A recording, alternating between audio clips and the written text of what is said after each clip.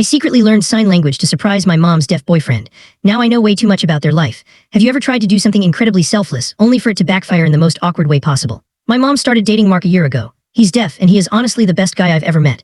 He brings mom coffee without being asked, fixes the leaky sink without seeking praise, and never makes a big deal about having to lip read me. I felt guilty watching him work so hard to follow our conversations, so 4 months ago, I made a secret plan.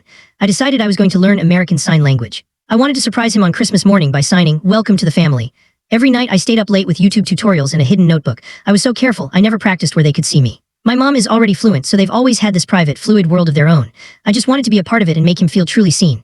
But I forgot one major detail. Because they didn't know I was learning, they treated sign language like an invisible wall. For 4 months, they had completely unfiltered, private conversations right in front of me. They'd be in the kitchen or the car, signing away about things I was never meant to hear. I'm talking about deep relationship talks, venting about their bosses, and even some very cringy adult jokes that made me want to vanish into the floorboards. I had to keep a total poker face. I'd sit there staring at my phone, pretending to be oblivious while my brain was translating every intimate detail. It was like living in a house with glass walls. I knew what they were planning for the weekend. I knew what mom really thought about the neighbor's new dog, and I knew far too much about their romantic life. I was trapped in a prison of my own secret knowledge. Christmas morning finally arrived. The tree was glowing and the house smelled like cinnamon. When it was my turn to give a gift, I put down my cocoa and looked Mark in the eyes. I signed perfectly and slowly, "You are a great man. Welcome to our family." My mom immediately burst into tears of joy, pulling me into a massive hug. It was the most wholesome moment of my life for about 5 seconds. Then I looked at Mark. He wasn't crying. He was frozen, his eyes wide as he did the math in his head. I watched the exact moment he realized I'd been eavesdropping on every private conversation they'd had since September.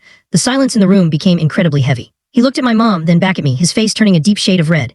He realized that my welcome came with 4 months of data I was never supposed to have. If you realize someone had been secretly understanding your private conversations for months, would you be more touched by the effort or horrified by the lack of privacy?